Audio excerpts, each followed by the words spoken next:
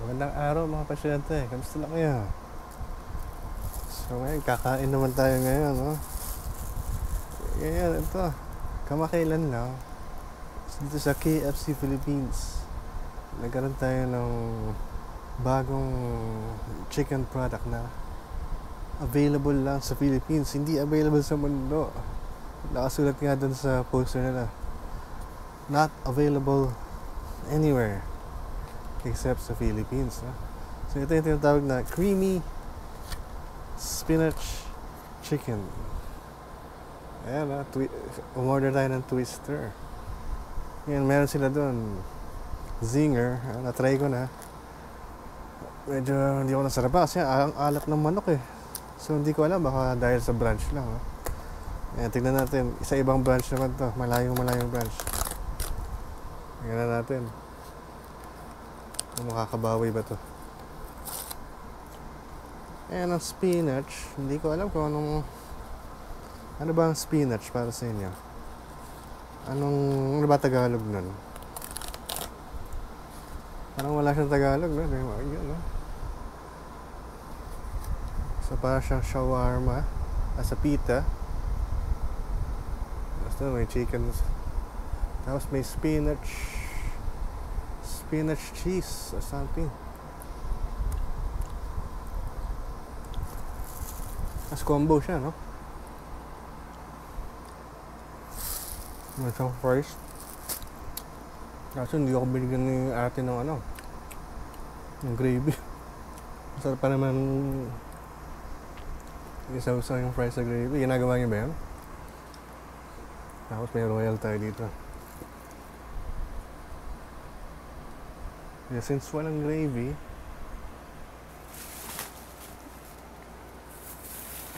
ketchup na lang tayo. Ketchup. Tomato ketchup. Heinz tomato ketchup.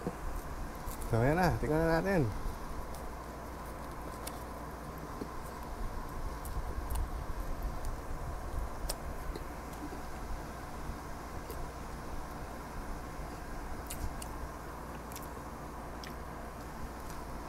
Yung pita medyo matigas. Matigas yung pita, no?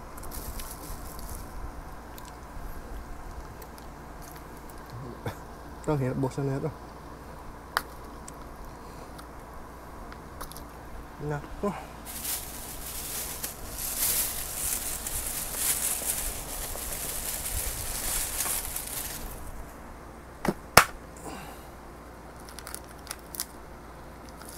Maganda, hindi ganun kaalat yung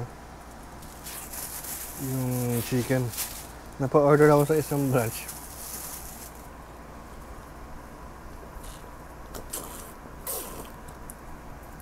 Actually sa Cavite.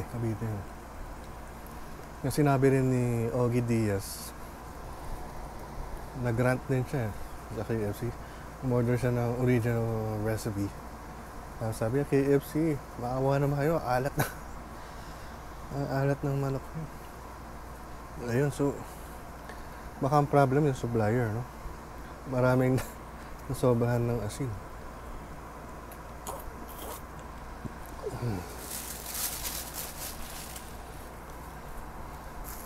Okay. Ang haba pala na pagpipila ka sa restaurant. Saturday. Medyo matagal ang antayan, no? 10 to 15 minutes ako nag-antay. Dami na yung order.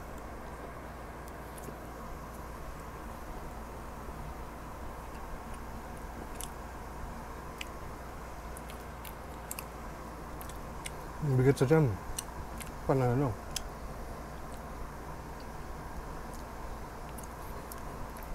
Tama na yung lasa ng spinach. Panalo. Talagang nagkamali lang yung dati. Medyo mahal, may kamahalan siya. Itong meal na to parang 200 something. Kalimutan ko na. 210 yata. 210 or 220.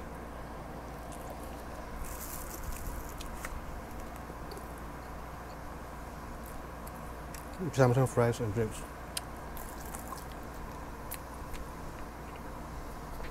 Sa KFC pa lang ngayon, ano na siya, oh.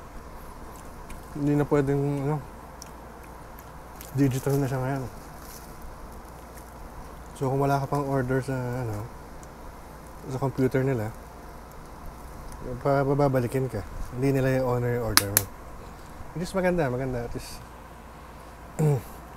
nag-move forward na tayo, ha? Tama yun.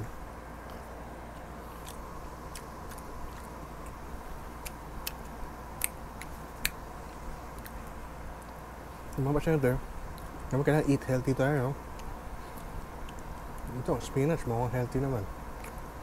Tapos, why, nasa fast food kayo. Wala tayong makitang gulay, walang salad, walang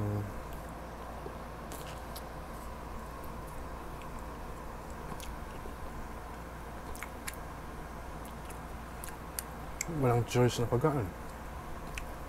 French fries, burger, chicken. So, alam niyo, ang pinaka-healthy doon, yung fried chicken. Fried chicken with rice. Compared sa burger, no? Kasi alam naman natin, yung fried chicken, fresh, hindi siya processed, no? Dito yung mga burger, talagang process talaga yan, no? Para tumagal yung buhay.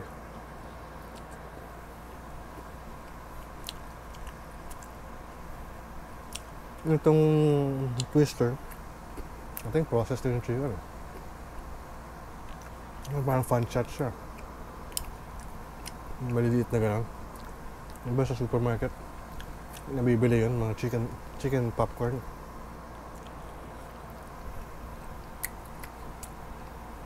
Sa Pure Foods, gano'n. Yung mga ibig sabihin ng process, may mga chemical na siya na nakahalo para tumagal yung buhay ng manok. Yung para tumagal yung lifespan ng product ng ilang buwan, no? Kasi pag fresh yan, pag fresh na fresh meat, fresh chicken, pag nilagay mo sa ref, meron talaga. Meron siyang certain lifespan lang. Pag tumagal ng konti, napapanis na siya. Pumapahit na yung lasa. Pero yun ang pinaka-healthy. So yun lang, mabayo ko. So ang rating ko dito, ito, last chance yun na to. Tayo lang meron ito sa buong mundo. Masarap siya, nakakabusog na. Pero baka mabitin kayo. Kaya ako, nag-order pa ako ng 1 piece. So 1 piece with rice, no?